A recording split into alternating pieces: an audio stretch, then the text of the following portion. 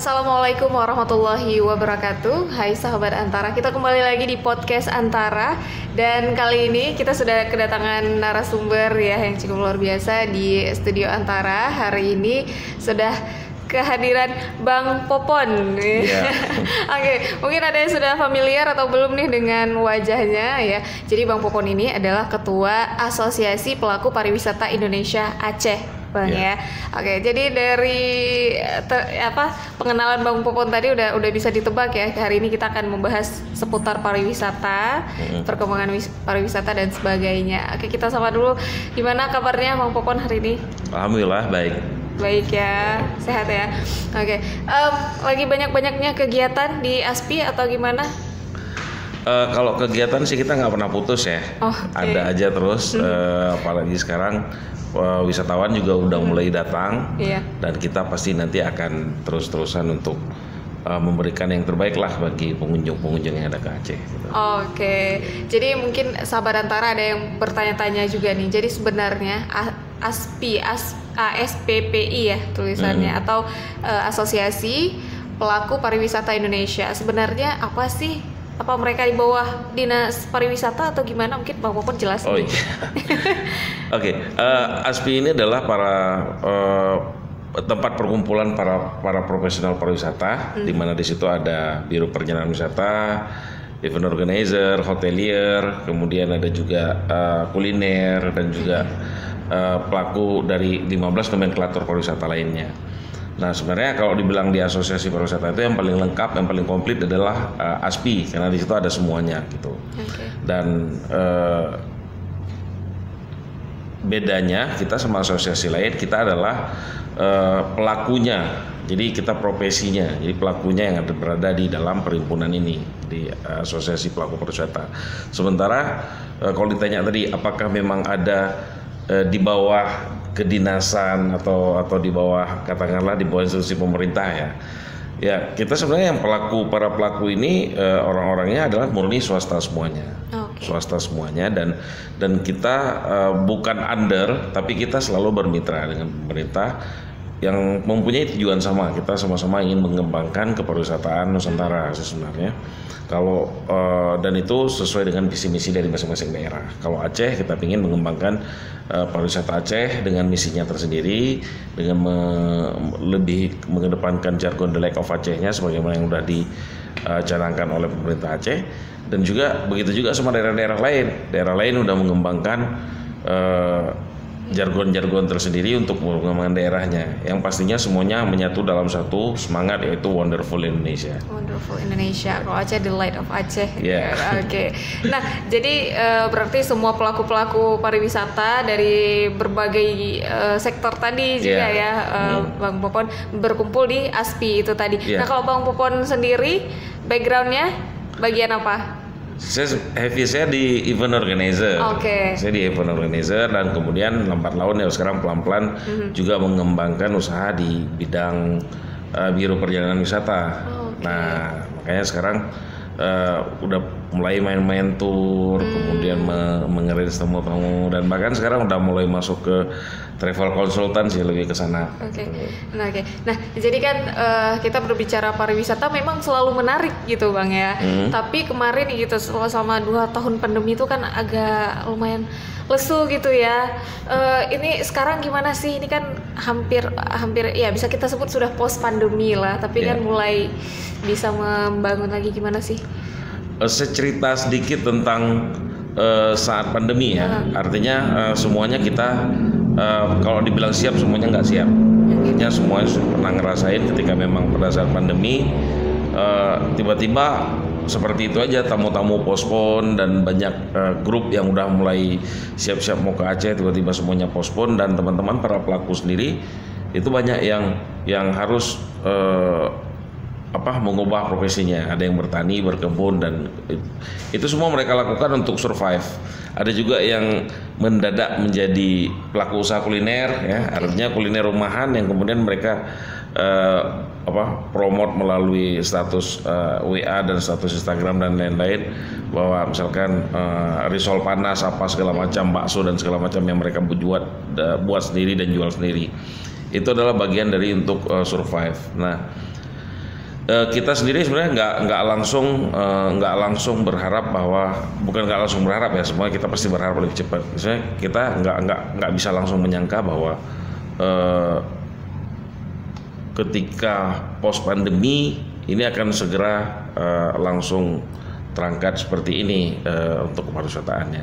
Ternyata setelah kita melihat sampai di sini, bukan hanya kita yang merindukan datangnya tamu, tapi teman-teman wisatawan juga sudah merindukan untuk berwisata. Mereka merasakan bahwa selama 2 tahun mereka terkurung, mereka nggak bisa menikmati yang namanya berwisata. Kemudian begitu sedikit keran dibuka oleh pemerintah, sudah sekarang berbondong-bondong semuanya. Dan di Aceh sendiri sekarang sudah mulai ramai lagi, dan alhamdulillah teman-teman para pelaku pariwisata sudah mulai untuk pelan-pelan sekarang mereka sudah mulai survive lagi di bidangnya gitu. Jadi mereka sudah mulai ada yang balik lagi mengembangkan lagi travelnya, mengembangkan lagi tempat usahanya dan lain-lain. Nah, ini yang saya pikir ada harapan baru ketika memang kemarin semuanya kita pada rindu berwisata, kemudian sekarang mulai berwisata. Jadi ada harapan baru untuk para pelaku pariwisata bahwa inilah yang nanti akan menjadi fundamental ke depan untuk peledakan pariwisata berikutnya. Oke, ya kita doakan ya, semoga ini menjadi awal yang baik ya untuk berkembang, bukan seperti sebelum pandemi tapi lebih dari kita harapkan gitu kan. Iya, betul sekali. Nah, jadi untuk ASPI sendiri itu apakah ada program-program tertentu nggak nih untuk pariwisata khususnya di Aceh ya post pandemi ini? Kita pastinya akan terus mengembangkan, menggunakan berbagai upaya untuk terus mengembangkan pariwisata. Jadi salah satunya yang baru saja kita lakukan kemarin adalah penandatanganan MOU misi dagang dengan dari Jawa Timur, dengan pelaku usaha di Jawa Timur. Itu salah satunya. Nah, kemudian yang lainnya juga kita melakukan berbagai upaya juga untuk memberikan program-program sumber daya manusia, pengembangan sumber daya manusia yang nantinya juga ini lebih kepada kesiapan daripada para pelaku itu sendiri. Nah, kita kemarin ngerasa bahwa kita nggak bisa menghindar dengan era 4.0 sekarang, di mana teknologi semuanya sudah mulai bangkit. Kemudian ditambah lagi dengan Metaverse yang sebentar lagi juga ada wisata virtual namanya.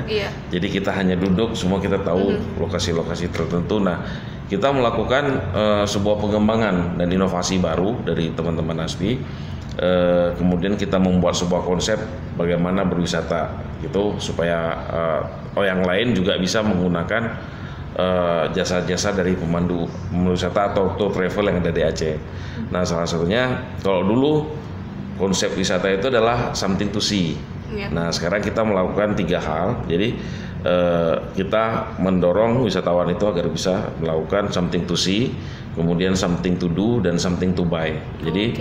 Jadi ketika nyampe ke Aceh misalkan tempat wisata kita, itu pelaku wisata juga nggak hanya melihat sebuah keindahannya. Gitu ya. Kalau keindahannya mungkin sekarang di YouTube atau nanti dengan era metaverse, virtual tour dan segala macam, mungkin itu sudah bisa dilihat. Tapi ada something to do-nya. Dia akan melakukan apa di sini? Gitu. Ya, betul. Dia akan melakukan apa? Nah, hal-hal terkecil kita create. Nah, kemudian misalkan di satu objek kita membuat bagaimana para wisatawan bisa ikut langsung, misalkan masak aqua blangong atau apa yang memang mereka bisa merasakan langsung dan bisa melakukan langsung. Kemudian something to buy. Nah, jangan sampai sekarang masa-masa just tip ini mulai happening. Terus ketika berbicara tentang something to buy, mereka hanya taunya just tip aja. Jadi mereka bisa datang, melihat dan merasakan sendiri, kemudian membeli sendiri gitu. Nah, itu yang lebih ke sana sih arah wisata yang memang kita kembangkan. Nah, hal lainnya memang kita lakukan sekarang, kita mengembangkan desa-desa wisata. Desa-desa wisata. Jadi kalau kemarin teman-teman ASPI dari Sabang itu sudah mengembangkan desa wisata Ane Laut.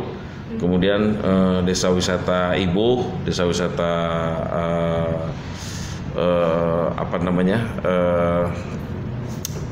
Anoitam, dan juga desa wisata Jaboy. Nah, sekarang kita maunya ini nggak hanya di Sapang. Kita sekarang beralih ke Banda Aceh. Banda Aceh juga sekarang kita coba buat untuk adanya desa wisata. Desa wisata saat ini teman-teman di ASPI sedang mengembangkan bekerjasama dengan pemerintah Kampung Lampulo. Itu kita mencoba mengkreat desa Lampulo ini sebagai desa wisata. Desa wisata yang ada di sini. Nah, artinya apa? Ketika kita bicara something to see, untuk experience-nya di situ ada kapal di atas rumah, dan itu mungkin sudah menjadi sebuah objek untuk something to see. Nah, tinggal kita sudah meng-create something to do. Gimana para pelaku wisata yang kemudian beberapa yang sudah datang, kita ajak mereka untuk membuat kemamah. Jadi kita jadi mereka ngiris ikan yang sudah kering, kemudian memasak sendiri kemamahnya, mencoba untuk masak. Nah, kemudian something to buy, ya silakan beli yang ada di situ. Nah, itu sudah kita lakukan. Nah, salah satunya di situ juga ada atraksi ya, di Kampung Lampulo juga ada atraksi, bukan atraksi sebenarnya, ada sanggar yang Rapai Geleng di situ. Wisatawan juga kita buat ajak something to do-nya untuk how to do, bagaimana cara kita coaching, bagaimana cara bermain Rapai Geleng. Ikut bermain bareng. Ikut bermain gitu, dan sampai mereka perform. Perform, dokumentasikan, dan itu menjadi sebuah experience bagi mereka sendiri gitu. Bener. Nah, itu yang kita lebih ngarah ke sana. Jadi sekarang ini untuk kita kembangkan destinasi baru, itu desa-desa wisatanya. Itu sebentar lagi mungkin kita akan create ke event-event di desa-desa wisata yang nantinya juga bisa menjadi peluang usaha dan juga untuk kesejahteraan dari masyarakat desa itu sendiri. Iya, benar. Oke, jadi menarik ya. Misalnya tadi kita berbicara Sabang, ya memang selama ini sudah kita kenal bahwa di sana ya memang tempat wisatanya cukup banyak sekali. Tapi menarik ternyata padahal desa-desa yang di dekat-dekat kita di daerah Banda Aceh atau sekitarnya bisa gitu ya kita create sebagai desa wisata dengan adanya something to see, something to do, dan something to buy itu sendiri. Berarti emang harus ada misalnya sesuatu yang bisa dilakukan gitu ya sama wisatawan. Menarik seperti Lampulo tadi ya. Atau mungkin yang ada lokasi tarik pukatnya itu di Kampung Jawa ya. Atau mungkin nanti sebenarnya kita akan lebih ke sana di Lampulo. Kita nggak, kalau Banda Aceh ya kita lebih mikir lebih coba concern ke Lampulonya dulu. Tapi nanti ke Aceh Besar, kalau di Aceh Besar rencana kita punya aset yang sangat berharga di situ. Aset masyarakat Aceh adalah culture dari masyarakat Lubuk. Nah, tapi kita belum ke sana. Lubuk itu kita bisa buat paket wisata untuk seharian. Contoh misalkan dari Top Jengki, kita ajak wisatawan to something to do dengan bermain cara bagaimana untuk mengedukasi masyarakat Aceh untuk merontokkan padi menjadi beras dengan Top Jingki. Nah, itu sebenarnya bisa dari situ kemudian kita bisa ngemas lain, kita bisa mengajak mereka untuk merasakan di Rumah Aceh bagaimana Balai Ineng, Balai Agam, kemudian Balai Mesapat. Di situ bentuk musyawarah dari masyarakat Aceh yang kita peragakan di dalam bentuk Rumah Aceh yang masih alami yang ada di Lubuk. Sebenarnya itu bisa menjadi satu paket wisata seharian sih sebenarnya untuk di sana, tapi kita belum ke sana. Kita masih sekarang kita konsen Lampulo dulu. Kita kembangkan desa wisata Lampulo, Kampung Lampulo. Nanti setelah itu baru nanti pelan-pelan kita akan ke sana lagi gitu. Kita doakan ya semoga semua stepnya berjalan dengan baik, dan ke depan memang ya semoga semakin banyak wisatawan dan nggak cuma tertarik dengan something to see di Aceh itu tadi, tapi ada something to do dan something to buy itu sendiri. Nah, menurut Bang Popon sendiri nih dari ASPI ya, sebenarnya seberapa besar dan bagaimana sih peluang pariwisata di Aceh itu untuk bisa berkembang di nasional ataupun internasional? Kalau bilang Aceh ini, saya bilang adalah hidden charm. Hidden charm. Jadi dia punya pesona tersembunyi untuk Aceh ini, yang mungkin nggak semua orang tahu. Aceh sangat menarik dan semua orang yang sudah ke Aceh bisa menyaksikan itu, dan buktinya mereka bisa berulang ke Aceh. Dan untuk Aceh adalah paket wisata lengkap. Di sini kita punya pantai, kita punya gunung, kita punya apalagi kita punya wisata buatan juga, kita punya pokoknya semuanya yang kita punya gitu. Kalau kita bicara tentang pantai ataupun wisata bahari, mungkin selama ini orang hanya melihat Sabang. Tapi ketika yang happening sekarang, ketika orang mencoba melihat Pulau Banyak, orang baru tahu bahwa Aceh punya Pulau Banyak. Dan itu kita branding, kita teman-teman di ASPI waktu pertama kita ke sana, saya langsung ngomong bahwa Pulau Banyak ini adalah Maldives-nya Indonesia. Ketika branding itu tersampaikan ke luar dan semuanya pada pingin tahu kan. Nah bedanya sekarang permasalahan di kita hanya satu, aksesibilitas. Jadi tiket pesawat ke Aceh masih mahal. Kemudian kalaupun mau ke Pulau Banyak, ke Singkilnya juga belum ada maskapai gitu. Nah itu yang jadi sekarang kendalanya masih di situ, dan kita berharap nanti ke depan ada orang yang mau menginvest untuk Aceh, termasuk untuk adanya pesawat-pesawat kecil. Kita punya banyak bandara loh di Aceh, dan kemudian ada pesawat-pesawat kecil yang bisa menghubungkan antara satu daerah dan daerah lain. Karena kalau kita mengharap bahwa orang ke Iskandar Muda dulu itu mau ke Pulau Banyak, baru sampai Singkil aja udah 16 jam perjalanan darat, dan itu sangat menjemukan dan memabukkan. Kemudian kalau dibilang dia mau turun di Kuala Namu, ke Singkil dia harus 8 jam dulu, belum lagi nyebrang darat gitu ya. Nah, perjalanan darat, belum lagi nyebrang ke Pulau Banyaknya selama 4 jam. Nah, itu sangat menjenuhkan sih bagi wisatawan sih, apalagi wisatawan luar. Makanya sekarang ini belum terkembangkan dengan baik Pulau Banyak, sehingga orang masih taunya Sabang terus. Nah, makanya saya bilang tadi kan ini hidden gem. Banyak sebenarnya potensi lain. Belum lagi kalau seandainya mereka tahu bahwa Aceh Jaya kalau kita yang ke daerah ke pesisir barat, kita aja di pinggirnya aja kita melihat bahwa itu sudah sangat menarik kan dari kitanya, belum lagi masyarakat lain. Nah kemudian apalagi wisatawan datang, belum lagi kita nunjukin Pulau Kleh, Pulau Kahapa segala macam yang ada pulau-pulau di Aceh Jaya itu. Nah ini belum tereksploitasi sebenarnya, makanya saya bilang banyak hidden gem yang ada di Aceh yang nanti sebenarnya untuk ke depan ini bisa menjadi aset untuk perkembangan pariwisata Aceh. Nah apabila aksesibilitas sudah ada, maka ini akan menjadi sebuah kontribusi besar bagi wisata Nusantara, dan saya yakin di Aceh menjadi sebuah destinasi tersendiri untuk bisa dikunjungi oleh wisatawan. Oke, benar sekali. Jadi kalau memang berbicara peluang, ya sebenarnya peluangnya besar, cuman aksesibilitasnya tadi ya yang masih sangat kurang, sangat terbatas gitu. ya. Sangat terbatas di Aceh. Kita harapkan ya semoga ke depan jangan disia-siakan destinasi-destinasi tersebut yang sudah ada dengan bagusnya.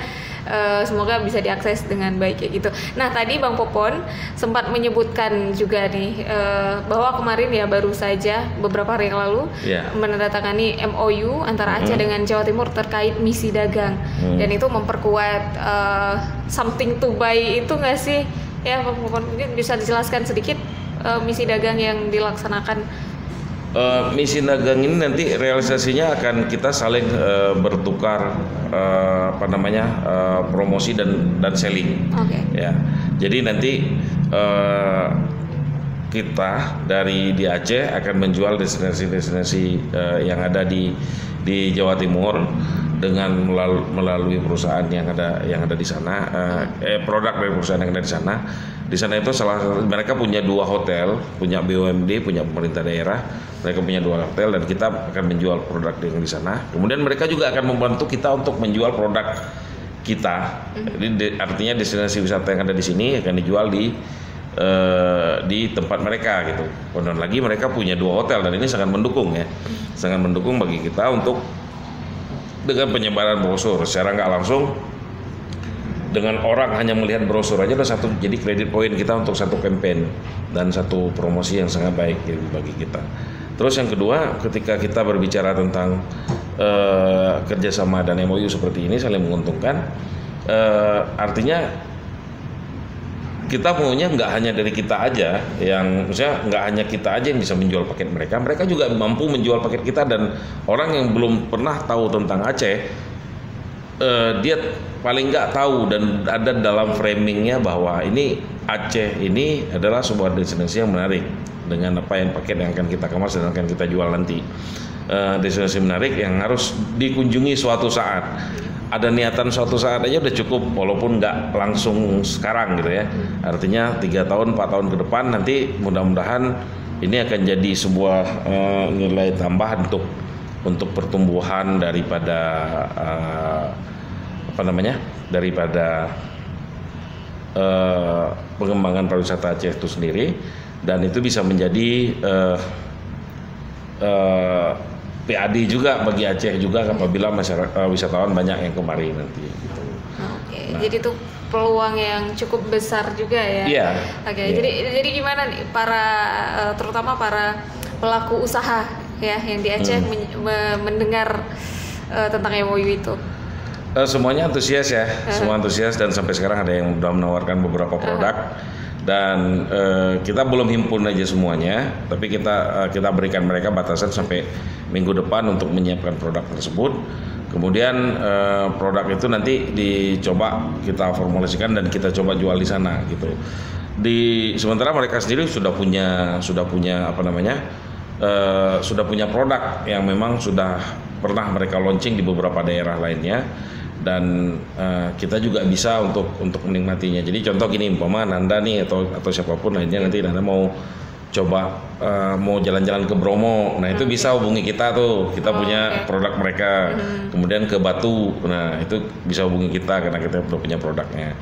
Nah gitu juga dengan nanti orang ketika memang mau ke Aceh, itu kita udah punya produknya di sana dan bisa menghubungi teman-teman yang ada di sana gitu untuk jalan kemari. Nah, saya pikir kan ini satu usaha yang saling menguntungkan, sama-sama menguntungkan, dan itu yang memang sedang terus-terusan kita gagas untuk kedepannya bisa menjadi nilai tawar untuk pencitraan pariwisata Aceh itu sendiri. Gitu. Iya, benar sekali. Jadinya tidak langsung, misalnya ada yang mau ke Aceh tapi sudah ada gambaran-gambaran umum dulu ya di sananya gitu.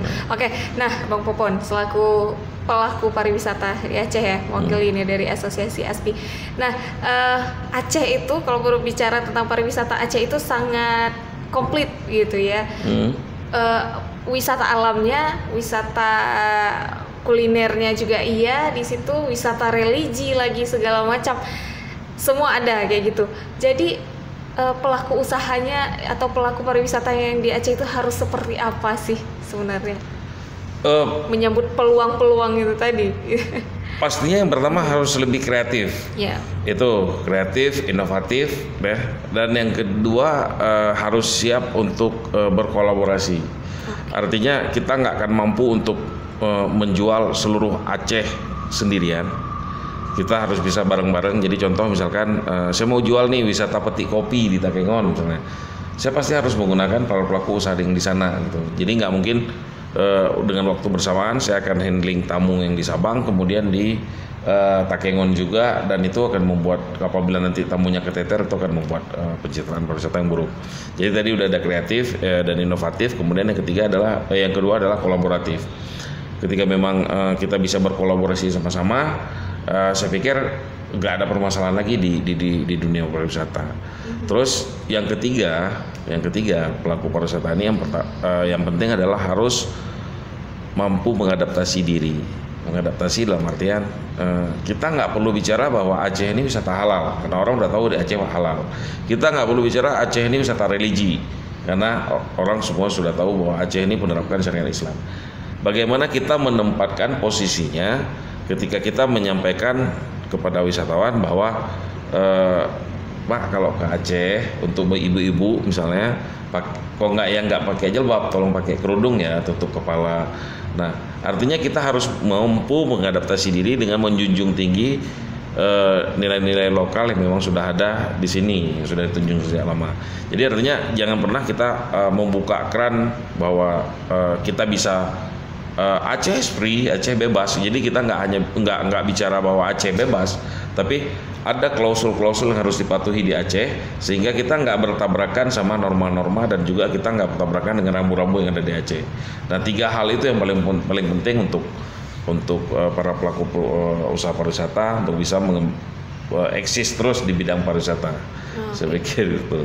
Oke, luar biasa ya. Semoga bisa diterapkan oleh semua pelaku pariwisata di Aceh untuk terus mengembangkan ya pariwisata dan peluang itu tadi, supaya semoga ya pariwisata di Aceh kita harapkan terus berkembang di nasional ataupun internasional, Bang ya. Amin. Semoga Bang Popon dan kawan-kawan juga di ASPI ya terus lancar dengan segala kegiatannya ya dalam memperjuangkan pariwisata Aceh gitu Bang.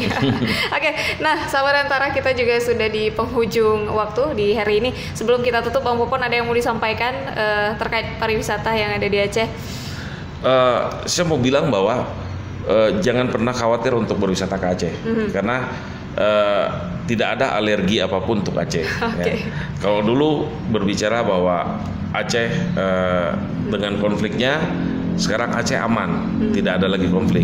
Kalau bicara bahwa Aceh dengan tsunami-nya, bahkan bencana tsunami sekarang sudah menjadi objek wisata. Kalau dulu orang berbicara dengan kekhawatiran yang galau-galau lain, sekarang datang ke Aceh bisa menghilangkan kegalauan. Wow, datang ke Aceh bisa menghilangkan kegalauan ya. Jadi mari berwisata ke Aceh, banyak yang bisa dilihat, yang dilakukan. Dan banyak juga yang bisa dijadikan buah tangan. Iya, seperti itu. Oke, terima kasih banyak nih Bang Popon sudah menyempatkan hadir ya di podcast kita. Terima kasih juga untuk sahabat Antara yang terus menonton podcast Antara. Setiap minggunya akan hadir episode-episode baru. Terima kasih sekali lagi, mohon maaf jika ada kesalahan kata. Kami pamit undur diri. Wassalamualaikum warahmatullahi wabarakatuh.